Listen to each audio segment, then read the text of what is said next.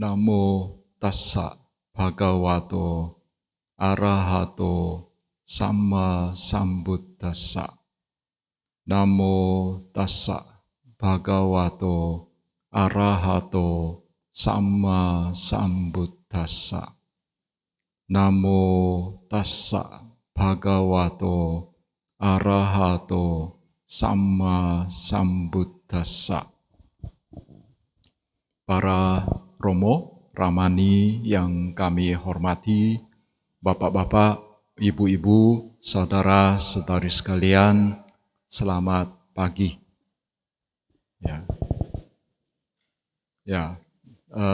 Sebagaimana yang telah diumumkan mungkin oleh Dayaka Sabha wihara ini, bahwa topik pembahasan kita pada pagi ini adalah tentang praktik Dhamma.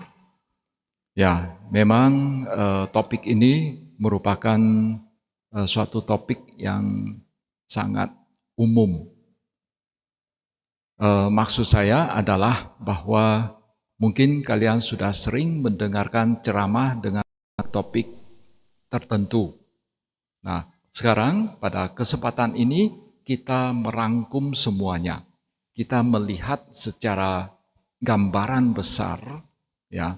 Jadi sebetulnya apa yang perlu dipraktekkan oleh umat Buddha secara umum. Jadi kita mencoba kali ini untuk melihat secara keseluruhan apa saja yang perlu kita lakukan. Tentu saja kalian juga sebetulnya sudah sering mendengarkan garis besar topik ini, dan juga kalian sudah mungkin ya sudah sering juga mendengarkan detail-detailnya. Tapi tidak apa-apa, pada hari ini ya kita akan coba untuk mereview kembali, untuk meninjau ulang kembali.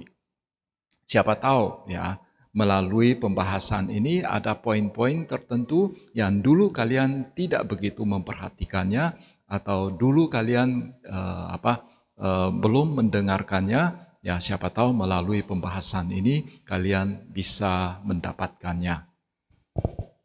Ya, sebagaimana kita ketahui bahwa praktik umat Buddha pada dasarnya bisa dibagi menjadi 3, yaitu pelaksanaan sila, lalu samadhi, dan juga panya.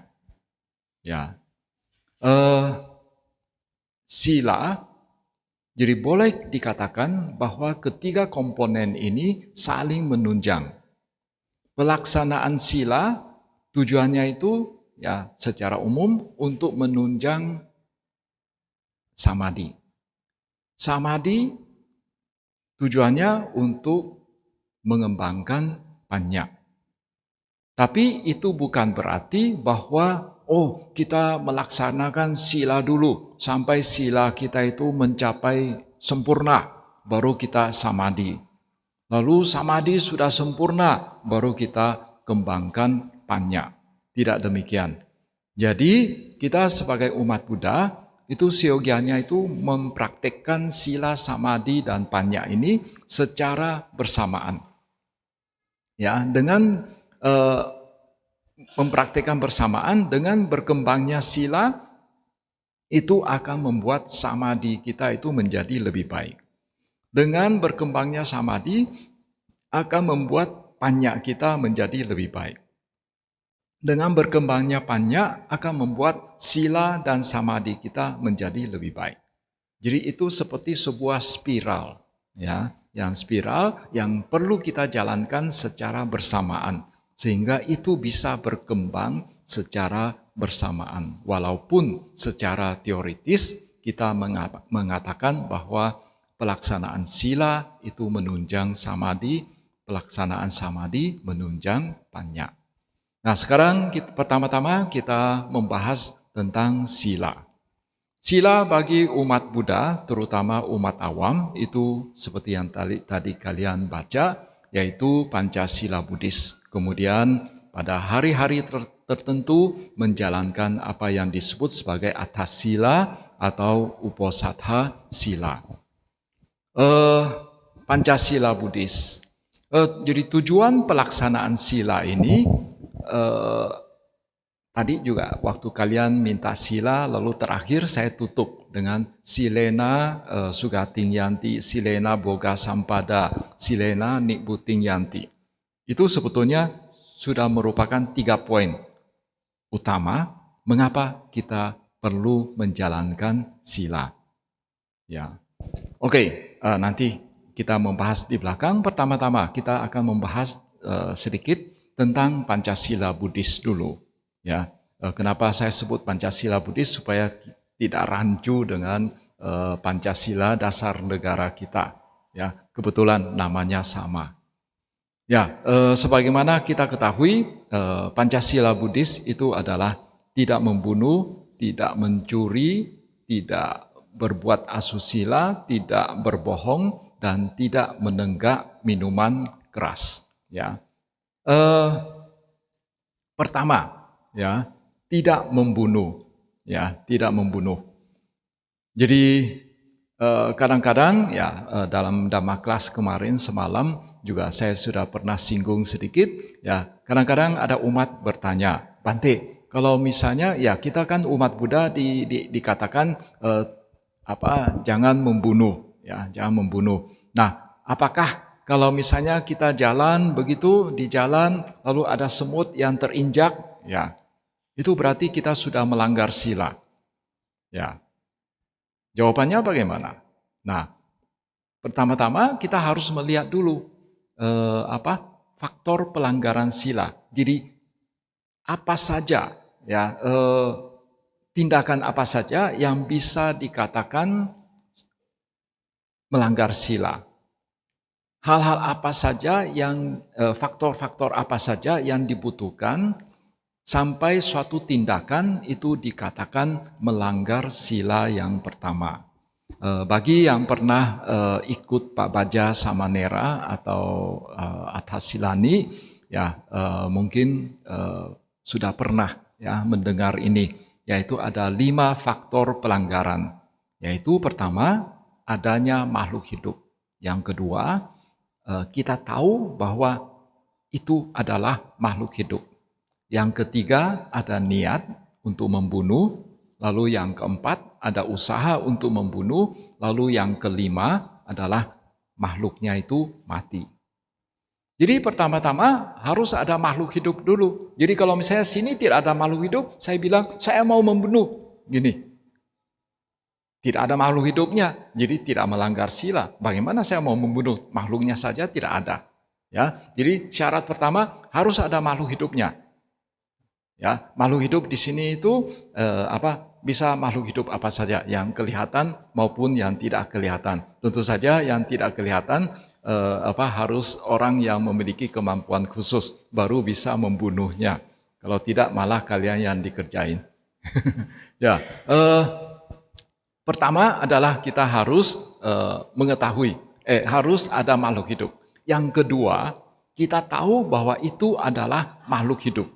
Misalnya di dinding ya ada satu mata saya kurang bagus, jadi saya lihat di dinding itu ada satu nokta, ada bintik hitam. Lalu saya pikir dinding ini kok ada nokta hitam. Saya mencoba untuk menghilangkan ya bintik hitam tersebut. Saya pakai jari, saya coel sedikit ya untuk menghilangkan kotoran tersebut. Tahu-taunya itu adalah nyamuk yang sudah makan kenyang. Ya, jadi sehingga ketika tangan saya mencolek ke dinding begitu, nyamuknya itu sampai mati.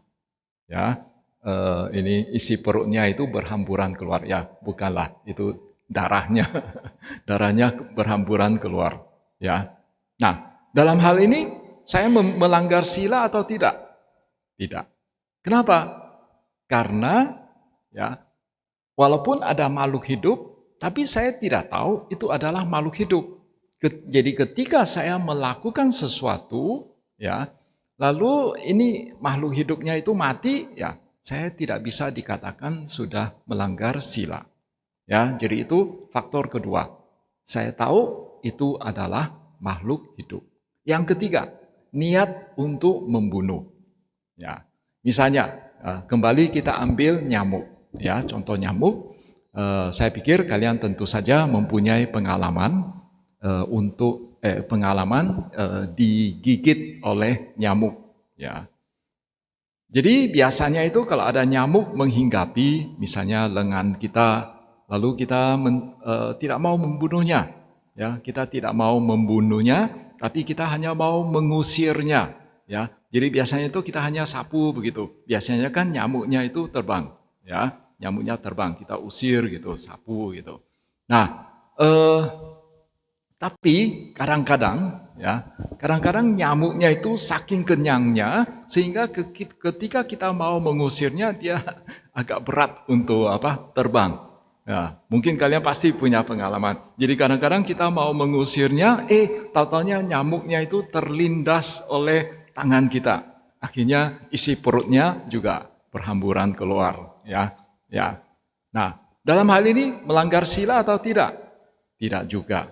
Kenapa? Karena niat kita itu bukan membunuh, niat kita itu mengusir.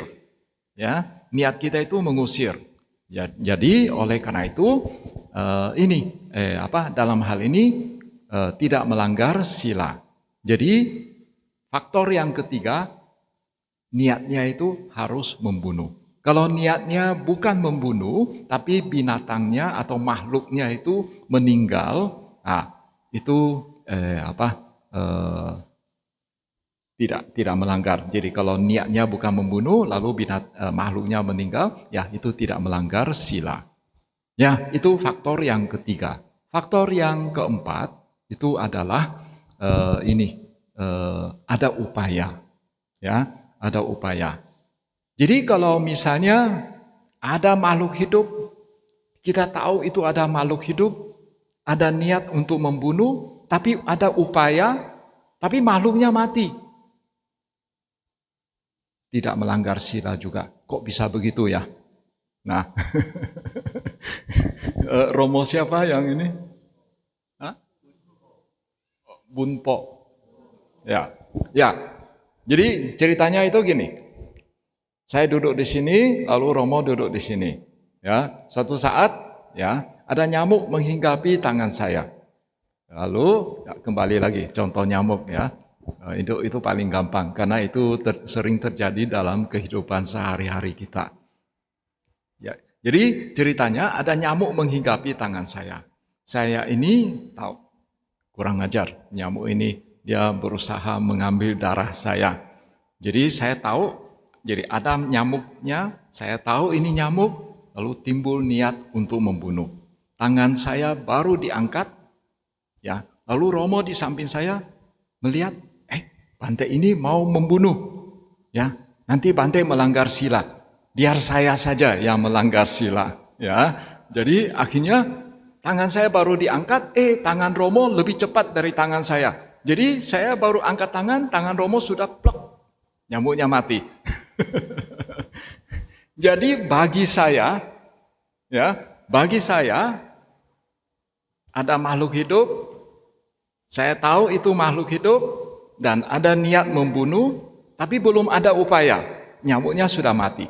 Jadi dari 5 faktor itu ada satu faktor tidak terpenuhi bagi saya ya, yaitu upaya saya walaupun baru tapi belum membunuh, baru diangkat ya. Jadi bagi saya tidak melanggar sila. Tapi bagi Romo kelimanya lengkap. Jadi oleh karena itu bagi Romo ya itu melanggar sila. Ya, itu kira-kira contoh ya. Ada faktor upaya, faktor yang keempat. Yang kelima yaitu makhluknya mati. Ya, makhluknya mati. Walaupun ya makhluknya itu tidak mati, misalnya hanya patah tangan, patah kaki begitu, tapi ya walaupun tidak melanggar sila, tapi itu menimbulkan karma buruk. ya, menimbulkan karma buruk karena sudah menimbulkan penderitaan pada makhluk yang lain.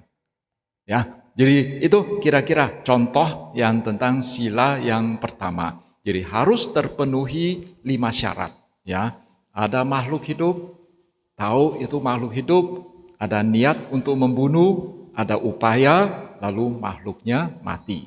Kemudian cara membunuh makhluk hidup itu juga macam-macam. Ada yang kita bunuh sendiri, ya pakai tangan sendiri membunuh. Lalu cara yang kedua adalah menggunakan melontarkan sesuatu, ya melontarkan sesuatu. Misalnya batu, ya saya lempar ke kepala orang, ya lalu orangnya mati. Ya, saya tidak bisa mengatakan bahwa loh yang membuat dia mati itu kan batu, bukan saya. Ya, tapi siapa yang melemparkan batu itu? Ya, nah itu. Ya, jadi kalau di zaman sekarang ya tembak. Ya, kalau di zaman dulu juga termasuk memanah. Ya, jadi kita tidak bisa mengatakan, lah yang membuat dia mati kan pelurunya, yang membuat dia mati kan panahnya. Ya, tapi siapa yang melontarkan? Siapa yang membuat peluru itu bisa masuk ke ke badan makhluk tersebut? Nah, jadi bisa juga menggunakan alat atau melontarkan sesuatu. Lalu cara yang ketiga adalah menyuruh. Ya, menyuruh. Kita menyuruh orang lain untuk membunuh. Ya, dalam hal ini ya, yang menyuruh maupun yang melaksanakan suruhan itu dua-duanya melanggar sila. Kemudian di dalam kitab komentar ya, memang mungkin kita harus mengakui ada fenomena ini tapi tidak lazim, yaitu ada yang menggunakan mantra-mantra untuk membunuh, ada ya. Kemudian ada lagi menggunakan cara gaib, ya, cara gaib. Katanya kalau mau membunuh sejenis peta atau makhluk yang tidak kelihatan, itu menggunakan cara gaib seperti itu. Dalam buku komentar dikasih sedikit gambaran, ya, dikasih sedikit gambaran. Misalnya kita membuat bentuk makhluk hidupnya dengan tepung, ya, dengan tepung. Lalu kita patahin kepalanya, berarti nanti makhluknya mati, kepalanya putus. Tapi tentu saja tidak sesederhana itu, ya, tidak sesederhana itu. Itu hanya sekilas saja. Kitab komentar menceritakan gambaran yang namanya membunuh dengan cara gaib, ya, kira-kira begitu. Jadi membunuh itu dengan macam-macam cara. Jadi tidak bisa kita mengatakan saya menyuruh orang lalu orangnya yang membunuh, berarti saya lepas dari tanggung jawab. Tidak. Ya, tetap kita harus bertanggung jawab. Karena siapa yang menyuruh dia? Ya, kenapa dia sampai bisa melakukan hal itu? Nah, berarti ada aktor intelektualnya. Jadi aktor intelektualnya itu juga termasuk salah dalam hal ini. Nah, itu tentang membunuh. Nah, sekarang tentang membunuh itu saya tutup dengan satu pertanyaan. Kalau saya cacingan, ya, mudah-mudahan tidak ada yang cacingan di sini, ya. Tapi kalau sudah terlanjur cacingan, ya, sudah terlanjur cacingan, makan obat cacing atau tidak?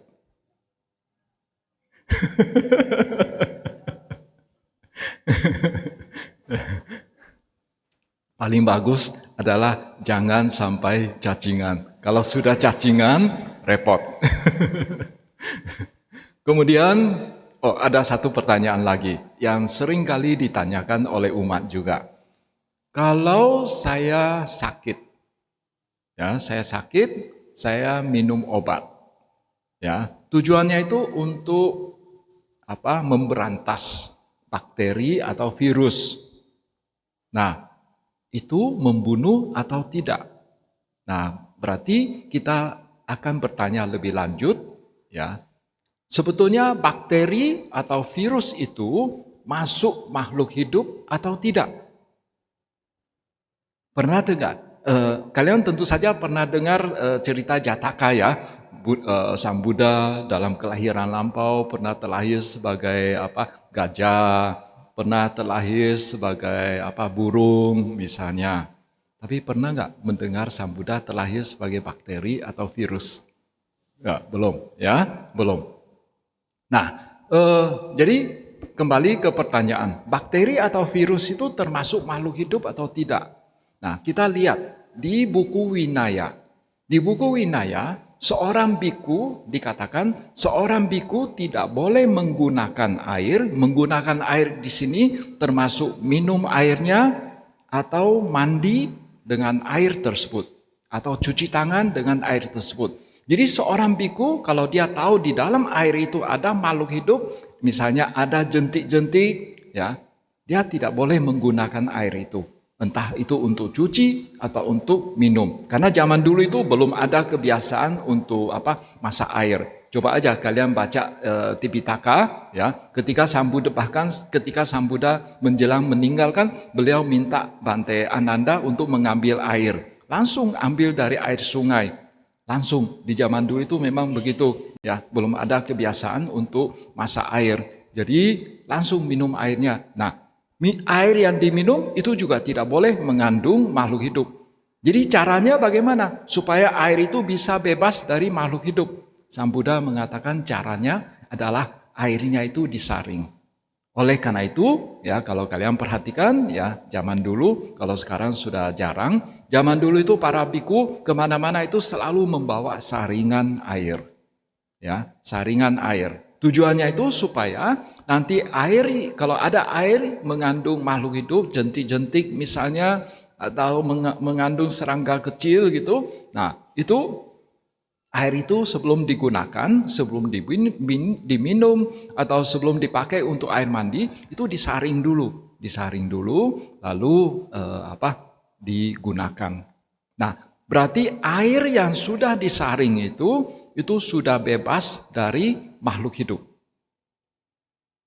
Nah, kalau kita saring air dengan kain misalnya, oke lah, pakai kain 7 lapis. Bakteri atau virus lolos tidak? Lolos, ya, lolos, ya, bakteri sama virusnya itu lolos. Berarti, ya, dalam hal ini menurut kriteria Winaya sebetulnya bakteri atau virus itu tidak termasuk makhluk hidup. Ya, jadi oleh karena itu kalau kita minum obat, ya, obat untuk yang umum, ya, bukan obat cacingan, karena kalau obat cacingan memang tujuannya itu untuk membunuh cacing. Tapi katanya ada obat cacing yang hanya mengeluarkan cacing dari perut. Di sini ada dokter? Ya. Oke. Ya, nah, itu masalah teknis, ya. Ya. Jadi pada dasarnya, ya, yang namanya bakteri atau virus itu tidak termasuk makhluk hidup. Ya, oke. Selesai sila yang pertama. Ini sudah berapa menit?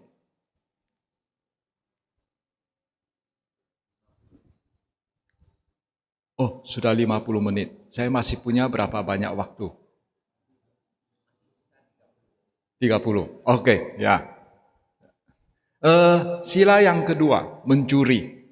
Ya, mencuri. Pada dasarnya itu ada barang milik orang lain, saya tahu itu barang milik orang lain. Jadi faktor pertama ada barang milik orang lain, yang kedua saya tahu itu barang milik orang lain, lalu ada niat mencuri, ada upaya untuk mencuri, lalu barangnya itu sudah pernah pindah tempat. Ya, ada barang milik orang lain. Jadi kalau itu milik sendiri saya ambil, ya bukan mencuri, itu ambil barang milik saya. Lalu yang kedua, ya, saya tahu itu barang milik orang lain. Karena kadang-kadang, ya, misalnya sama-sama air aqua begitu. Botolnya mirip, ya, Romo duduk di samping saya, saya pikir itu air saya, lalu saya ambil, ya, saya ambil. Nah, karena saya pikir itu milik saya, jadi kalau saya ambil itu tidak termasuk mencuri, ya. Tapi jangan juga pura-pura tidak tahu, ya. Jangan, ya. Itu faktor yang kedua. Faktor yang ketiga ada niat untuk mencuri. Jadi kalau niatnya itu adalah hanya untuk meminjam. Hanya untuk meminjam, ya, itu tidak termasuk mencuri juga. Tapi untuk kode etik untuk tata krama masyarakat saat ini, itu kalau mau pinjam sesuatu tetap kita harus ngomong dulu, ya. Kecuali kalau misalnya itu barang milik teman akrab kita dan kita pikir bahwa kalau saya pinjam itu dia tidak akan mempermasalahkannya, maka boleh saja pinjam tanpa pemberitahuan dulu. Tapi kalau misalnya eh, orang pemilik tersebut bukan teman akrab, ya sebaiknya hati-hati. Ya. Kemudian hati-hati juga di zaman sekarang yang namanya pinjam itu kadang-kadang itu sebetulnya kita minta. Ya, pinjam HP-nya, saya mau telepon pulang ke rumah, saya mau telepon keluarga saya. Nah, waktu kita meminjam HP-nya untuk berbicara, sebetulnya pulsanya sudah berkurang, kuotanya sudah berkurang. Jadi itu tetap harus harus seizin, ya, harus seizin. Pinjam bolpennya, ya ada tintanya yang kehabisan. Tapi secara umum orang tidak akan mempermasalahkan kalau pinjam bolpen. Tapi kalau telepon, nah kadang-kadang itu masalah. Apalagi di zaman dulu. Kalau sekarang sih pakai WA untuk telepon, ya itu kuota yang habis tidak banyak, tidak besar. Tapi di zaman dulu, ya mungkin 10 tahun yang lalu, yang namanya pinjam telepon itu biasanya orang was-was juga. Jangan-jangan dia melakukan interlokal atau apa begitu, wah itu bahaya. Ya. Tapi mungkin anak muda zaman sekarang itu belum tidak mengalami zaman interlokal itu mahal sekali. Ya, kemudian ada upaya untuk mencuri, ya, upaya mencuri. Lalu yang kelima, bendanya itu pernah pindah tempat. Jadi kalau misalnya saya ingin mencuri sesuatu, ya, saya ingin mencuri sesuatu, saya lihat tidak ada orang, saya ambil barangnya, lalu saya dengar ada suara langkah orang datang, saya kembalikan barangnya ke tempatnya. Ya, di zaman sekarang itu tidak termasuk mencuri. Tapi kalau menurut Dhamma itu sudah mencuri. Karena benda tersebut sudah pernah pindah tempat. Ya, memang kriteria mencuri di dalam agama Buddha itu agak lebih ketat dari yang zaman sekarang. Ya, itu tentang mencuri. Mencuri dalam hal ini juga punya macam-macam cara, ya, punya macam-macam cara, yaitu bisa mencuri sendiri, bisa menggunakan kekerasan, itu namanya merampok. Lalu bisa juga menyuruh orang lain mencuri atau ikut merencanakan pencuriannya. Nah, berarti kita sebetulnya juga melanggar melanggar sila. Lalu ya itu kira-kira cara untuk mencuri. Ya, mencuri juga bisa dengan cara menutupi. Cara menutupi itu misalnya gini, ada HP atau ya HP atau cincin misalnya milik orang lain, lalu ini ditaruh di suatu tempat, lalu saya sengaja tutup dengan sesuatu sehingga dia tidak bisa lihat. Nah, waktu orangnya datang, mana ini HP saya, mana cincin saya, lalu dia cari-cari tidak ketemu karena saya menutupi dengan sesuatu. Saya belum memindahkan barang tersebut, cuma saya menutupi. Akhirnya dia cari-cari tidak dapat, akhirnya pergi. Lalu setelah dia pergi, saya baru ambil barangnya. Ini punya siapa? Tidak ada yang punya. Berarti barang tidak bertuan. Nah, saya boleh ambil. Nah, ini kira-kira cara mencurinya, ya. Tapi saya bukan mengajari cara mencuri ya, bukan. Oh ya, tadi tentang membunuh juga ada satu cara, saya lupa. Dengan cara berdiri diam. Ya, cara berdiri diam. Jadi kalau misalnya saya membuat satu perangkap. Ya, saya membuat suatu perangkap, lalu saya taruh perangkap tersebut di suatu tempat, lalu biarkan makhluknya itu masuk ke dalam perangkap tersebut. Ya, lalu makhluknya mati gara-gara terperangkap. Nah, mungkin ada yang mengatakan, lah kan yang mau masuk kan dia. Saya kan tidak suruh dia masuk, dia yang mau masuk sendiri. Ya, berarti saya bebas dari pembunuhan. Tidak juga, karena siapa yang membuat perangkap itu? Ya, siapa yang membuat perangkap itu? Ya, ya itu tentang membuat perangkap. Oh, satu lagi. Kalau misalnya gini, kita kembali ke membunuh. Kalau misalnya ada orang yang hanyut dalam sungai, lalu kita membiarkan orang tersebut terhanyut, kita tidak menolongnya. Membunuh atau tidak?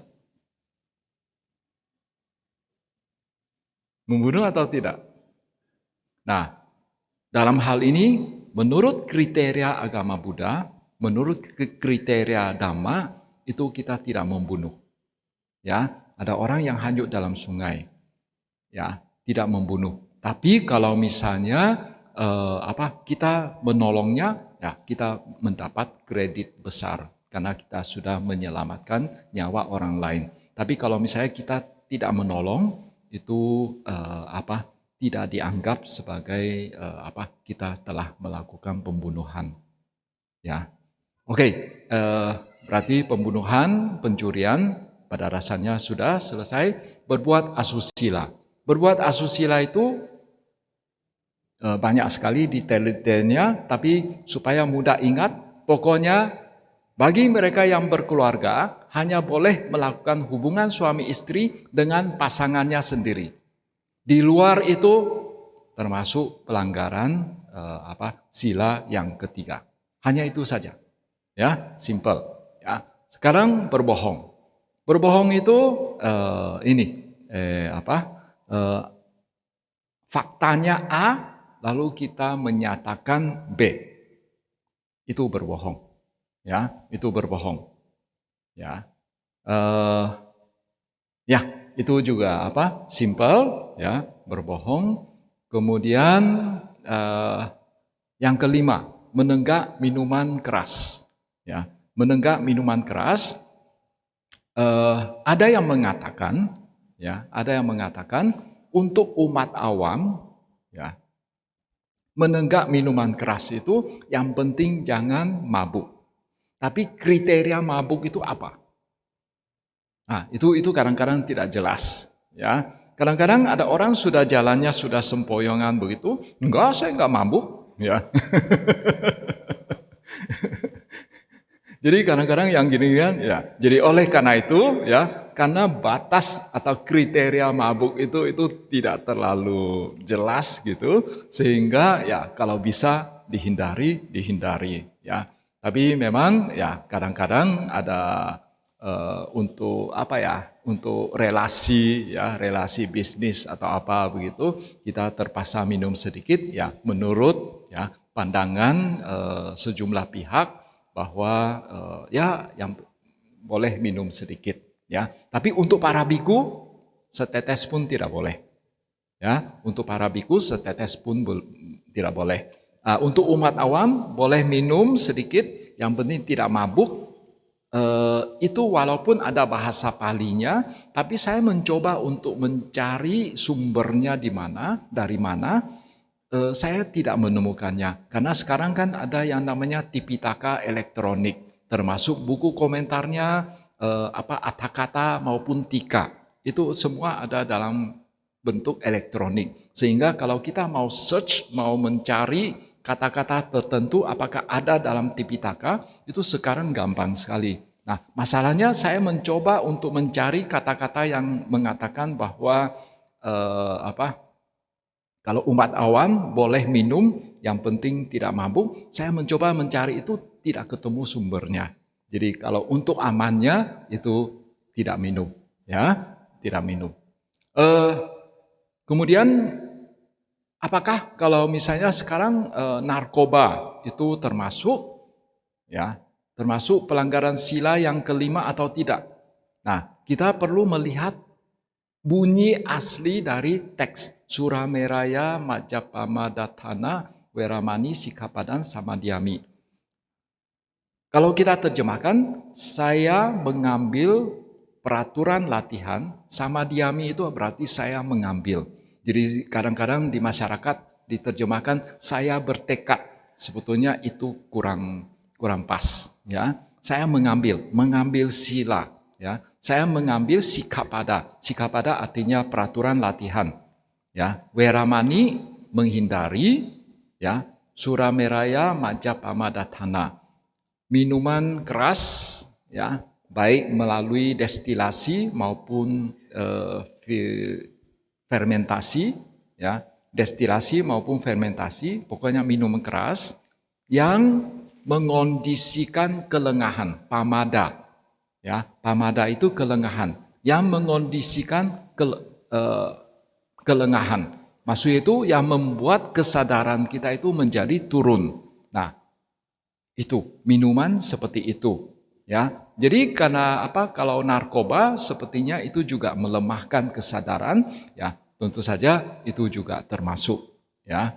Itu termasuk, ya. Itu tentang sila yang kelima. Kemudian kadang-kadang di masyarakat dulu, ya, dulu sempat sila yang kelima ini diterjemahkan sebagai saya tidak makan atau minum benda-benda yang menimbulkan ketagihan.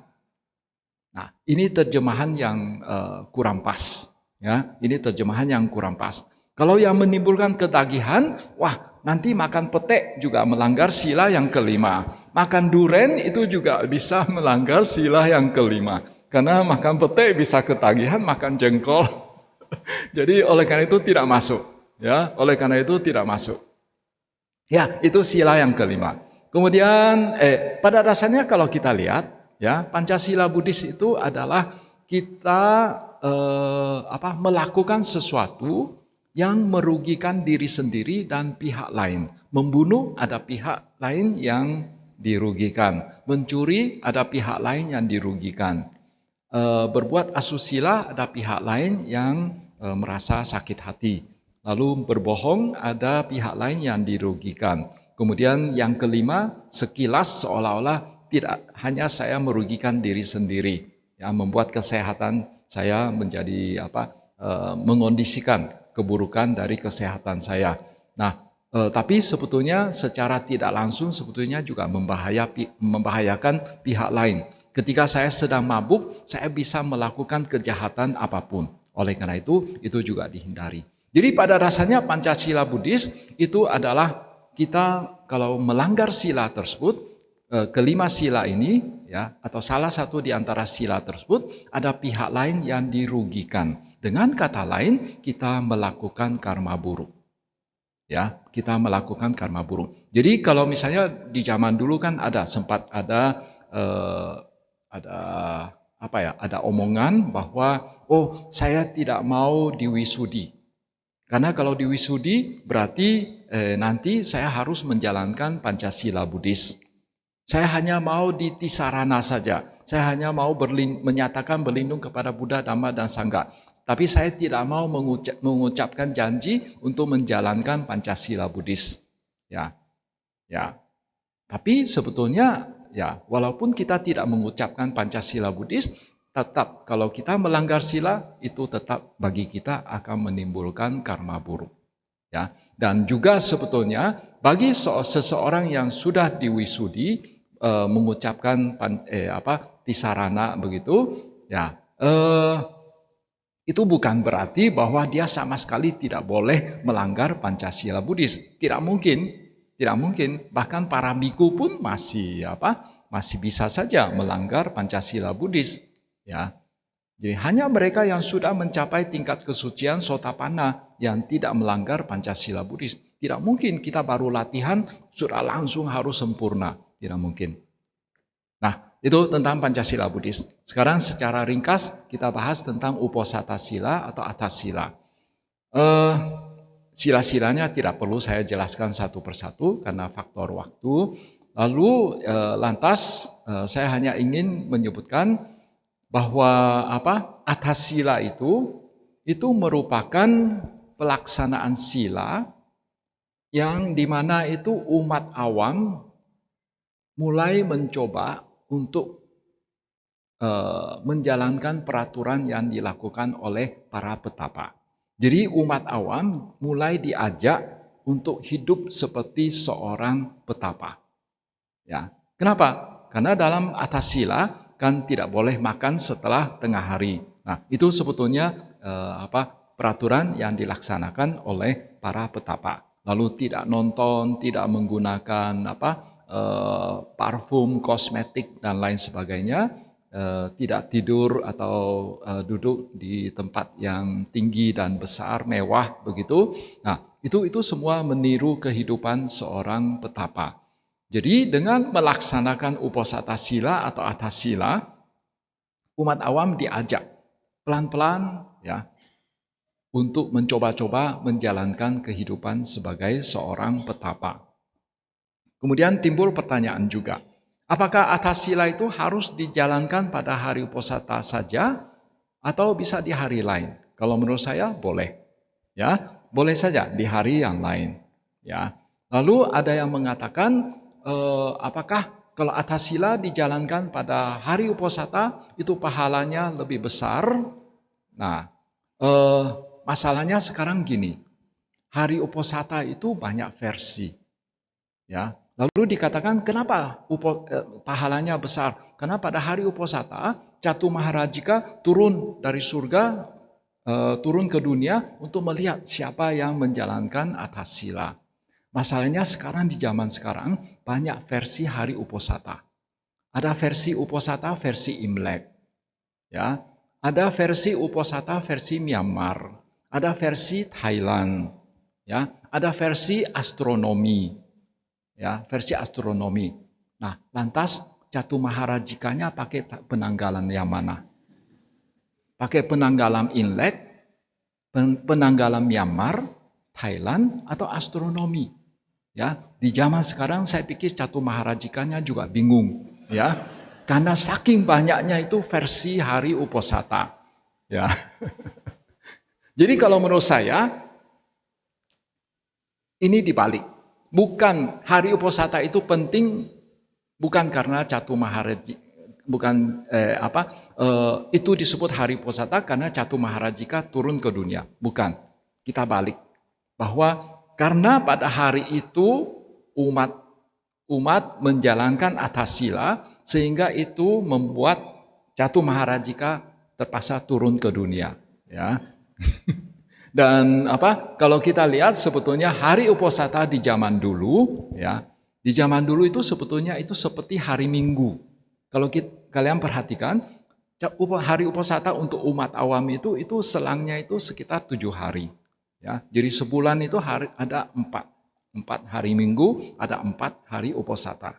Dan menurut Sang Buddha, sebetulnya di zaman Sang Buddha hidup itu sudah banyak versi hari uposatha. Oleh karena itu di dalam buku Winaya, Sang Buddha membuat peraturan. Para biku itu tidak boleh membuat penanggalan sendiri. Para biku itu harus mengikuti penanggalan yang dibuat oleh pemerintah. Ya, pemerintah mengatakan kapan itu hari uposatha, itu yang diikuti. Para biku juga harus ikuti itu. Raja mengumumkan kapan itu hari uposatha, biku ikut versi yang dibuat oleh pemerintah. Itu ada dalam buku Winaya. Ya. Jadi oleh karena itu ya kita tidak usah terlalu melekat pada uposatha. Maksudnya itu tidak usah melekat pada salah satu versi saja. Oh, ini versi yang paling tepat. Sebetulnya versi yang paling tepat itu adalah versi astronomi. Karena perhitungan astronomi itu bulan paling pas begitu, itu purnama, bulan purnama, itu astronomi yang paling benar. Sedangkan yang lain-lain itu masih melenceng, ya, masih melenceng, ya.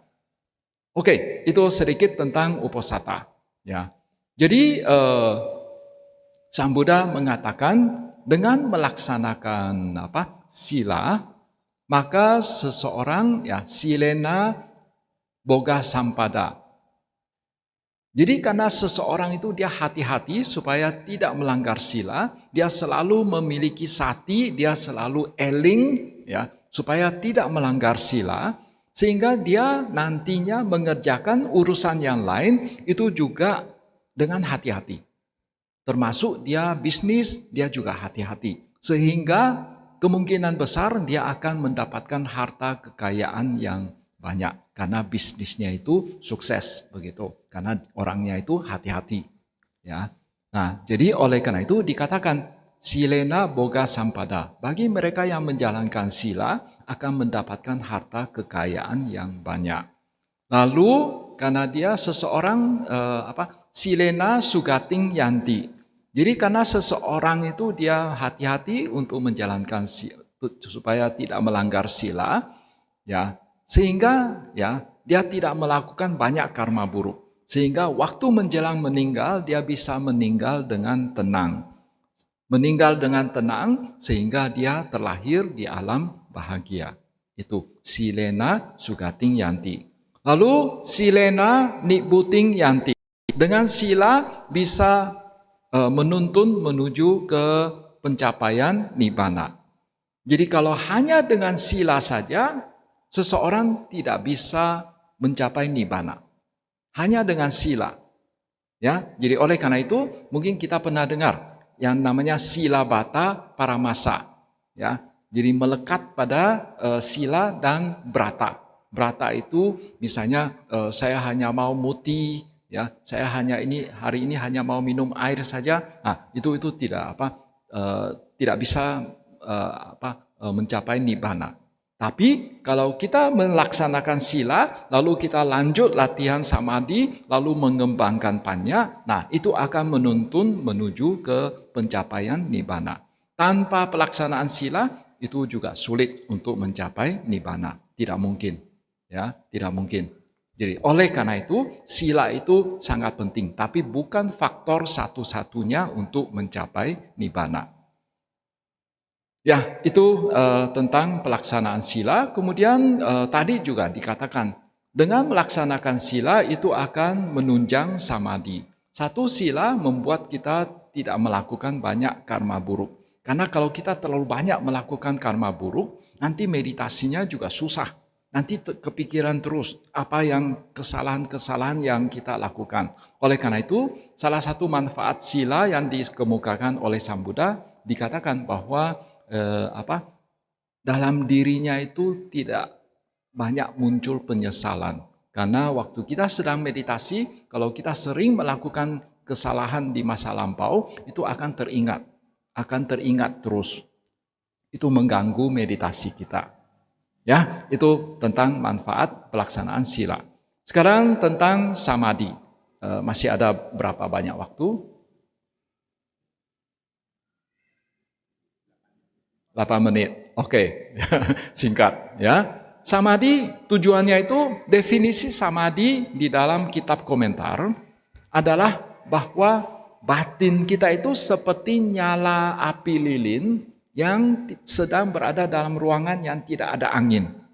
Jadi dia stabil, mantap begitu. Nah, kalau kalian tentu saja pernah lihat kan, nyala lilin itu kalau banyak angin dia meliuk-liuk, goyang-goyang gitu. Nah, tapi kalau tidak ada angin dia diam. Nah, yang namanya batin berada dalam keadaan samadhi itu adalah diam begitu, tidak goyang-goyang. Berarti tidak berpikir. Ya, tidak dia maksud itu tidak ada lamunan. Pikirannya itu tidak lari ke sana kemari. Pikirannya tidak lari ke sana kemari. Nah, bagaimana supaya bisa membuat batin ini tidak lari ke sana kemari? Ada dua cara. Satu cara adalah dia ambil satu objek di luar dirinya sendiri, di luar batin, dia ambil satu objek, lalu dia fokus pada objek tersebut. Nah, itu bisa mencapai samadhi. Sama seperti seseorang yang mencoba untuk berdiri di atas bola. Berdiri di atas bola, menjaga keseimbangan dia. Nah, bagaimana caranya supaya dia tidak jatuh? Dia bisa berdiri stabil. Tapi di atas bola, dia pegang sesuatu. Nah itu dia bisa berdiri stabil. Cara yang lain lagi adalah dia mencoba untuk menjaga keseimbangan dengan memperhatikan dirinya sendiri. Memperhatikan dirinya sendiri, dia bisa menjaga keseimbangan. Ini memang tingkat kesulitannya lebih besar. Ya, begitu juga meditasi. Bagaimana cara mencapai samadhi? Selain menggunakan satu objek di luar, misalnya napas, menggunakan nimitta, menggunakan kasina, bisa juga memperhatikan dirinya sendiri, memperhatikan batin itu sendiri. Dengan memperhatikan batin, bisa juga mencapai samadhi. Ya, bisa juga. Nah, itu yang namanya citta nupasana di dalam satipatthana. Ya.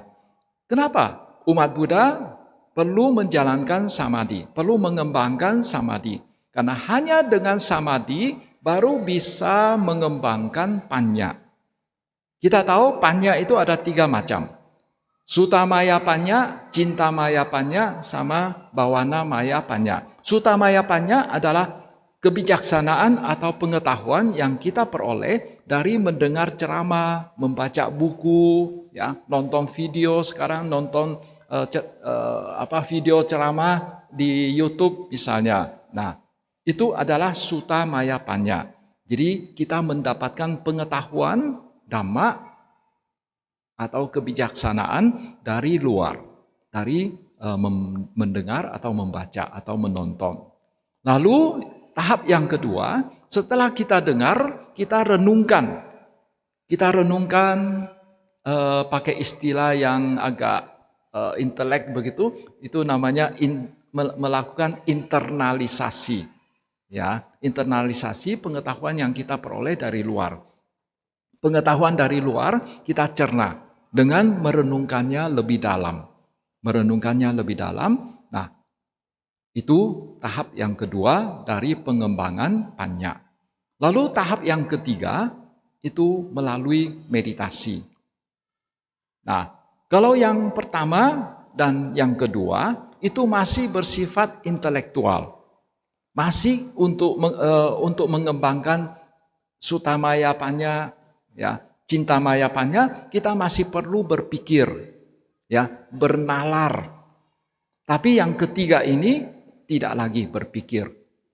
Yang ketiga ini bawana maya panya, pengetahuan yang diperoleh dari meditasi itu bersifat intuitif, langsung muncul begitu saja.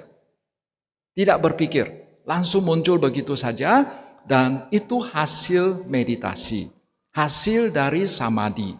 Sama seperti samadhi itu seperti awalnya batin kita itu keruh. Keruh, lalu melalui samadhi, air yang keruh ini kita membuat menjadi jernih. Dengan airnya berubahnya air menjadi jernih, kita bisa melihat apa saja yang ada di dalam air tersebut. Dengan membuat batin ini berada dalam kondisi samadhi, maka kita bisa mengetahui apa saja yang ada di dalam batin kita. Bahkan kita bisa mengetahui lebih dari itu. Ya, jadi oleh karena itu prakondisi munculnya panya yang paling tinggi, panya yang tingkat ketiga itu adalah batin yang berada dalam kondisi samadhi. Ya. Nah, kemudian panya itu juga menyangkut sedikit tentang samadhi ya. Tadi dikatakan samadhi itu untuk mencapai samadhi kita perlu bisa menggunakan 2 cara. Satu adalah kita ambil objek di luar. Lalu satu lagi kita ambil objek batin itu sendiri. Nah, kalau kita ambil objek yang di luar, maka kita bisa mencapai jhana. Jhana seperti yang disinggung di dalam Visuddhimagga. Jadi ketika kita mencapai jhana seperti itu, kita tidak mendengarkan suara. Ada suara dari luar, kita tidak mendengarkan suara. Kita tidak tahu apa-apa tentang yang ada di luar. Karena batin kita itu fokus pada menyatu sama objeknya. Lalu kalau misalnya kita ambil objek batin itu sendiri, maka bisa juga mencapai jhana. Tapi seperti yang dilukiskan jhana di dalam jhana yang seperti dilukiskan di dalam sutta. Dia masih tahu. Dia mengalami piti sukha, dia tahu. Ya, dia tahu. Ya, kira-kira itu tentang samadhi. Kemudian terakhir, ya,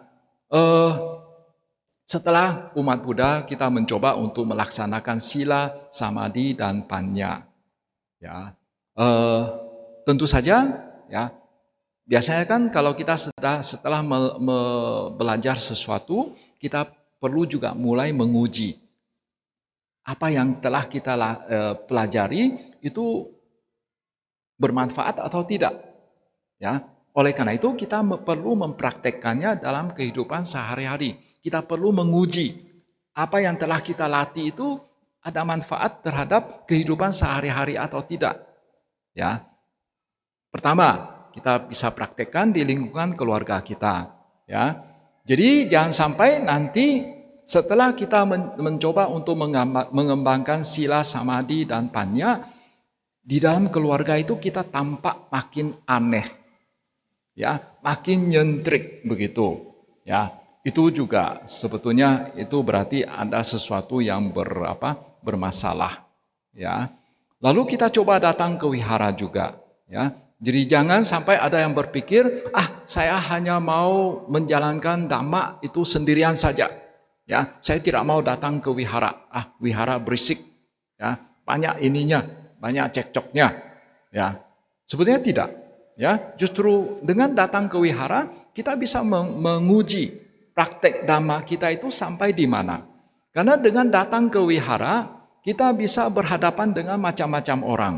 Ada umat yang pendiam, ada yang cerewet, ada yang kepo, dan lain sebagainya. Ya, jadi bagaimana kesabaran kita, bagaimana cara kebijaksanaan kita menghadapi berbagai orang ini. Itu akan tampak jelas. Ya, akan tampak jelas. Dan kita melalui pergaulan dengan umat-umat di wihara itu juga bisa belajar. Kita belajar sambil melihat ada orang tentu saja sudah cukup sangat bijaksana, untuk menghadapi berbagai situasi ini. Nah, kita belajar dari orang-orang seperti itu. Lalu datang ke wihara juga, misalnya apalagi kalau misalnya ikut organisasi di wihara, ikut aktif dalam daya kasaba, membantu dalam daya kasaba. Nah, itu juga akan menguji kita. Ya, kadang-kadang kita belajar dhamma itu egonya itu makin tinggi. Ya, egonya makin tinggi, merasa paling benar di dunia, paling suci di dunia. Nah, dengan ikut organisasi seperti ini, nanti kelihatan, ini egonya makin besar atau egonya justru makin ini. Misalnya ketika ikut rapat, ya, pendapat kita tidak didengarkan, nah, bagaimana reaksi kita? Lalu kalau misalnya kita merasa, ya, ini pendapat ini saya benar, tapi bagaimana cara kita untuk meyakinkan pihak yang lain secara damai, secara baik-baik, ya, sehingga orang lain mau mendengarkan pendapat kita. Itu juga perlu kebijaksanaan, itu juga perlu panya. Nah, tempat-tempat seperti inilah sebagai ajang untuk menguji kebijaksanaan kita itu sampai di mana.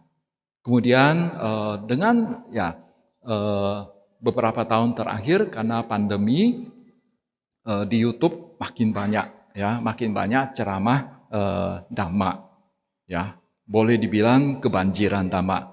Ini sepertinya masuk YouTube juga, tidak? Oh, hanya direkam ya, hanya direkam.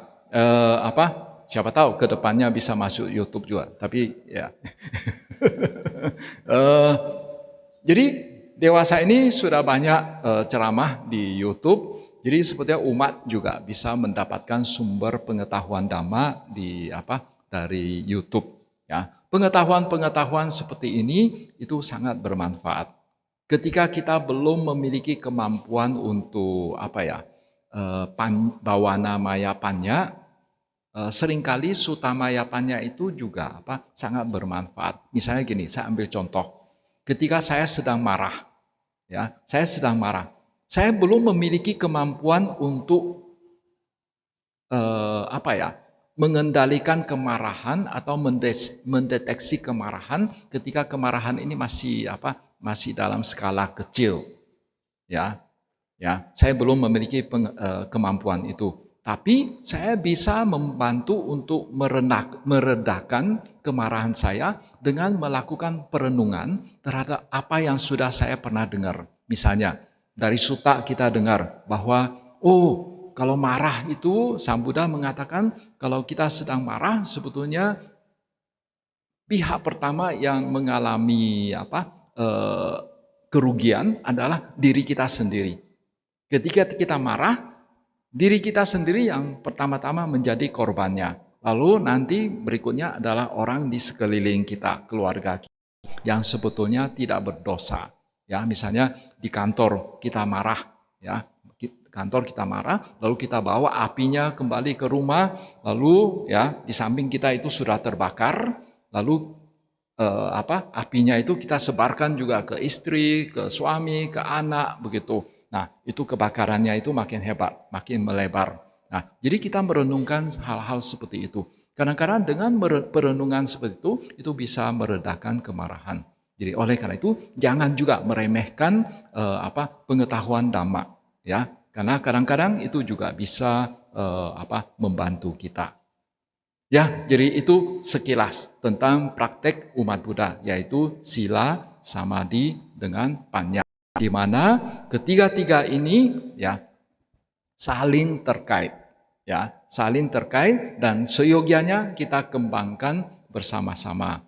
Untuk umat awam tentu saja selain sila, samadhi, dan panya, itu kadang-kadang di dalam kitab suci juga dikatakan perlu juga langkah pertama itu mengembangkan dana. Karena dana itu yang paling gampang dilakukan, ya. Dana paling gampang dilakukan.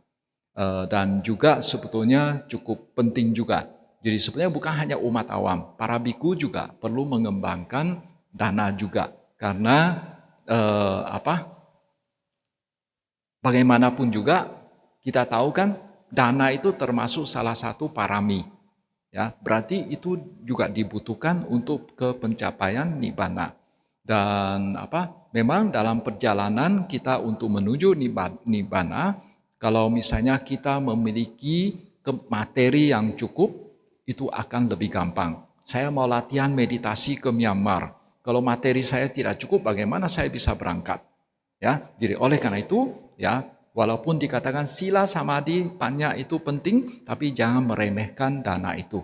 Ya, oke, saya pikir itu saja yang dapat kami sampaikan pada kesempatan ini. Ya, semoga bermanfaat untuk kita semua. Semoga semua makhluk hidup berbahagia. Sabbe satta bhavantu sukhitata. Sadhu, sadhu, sadhu.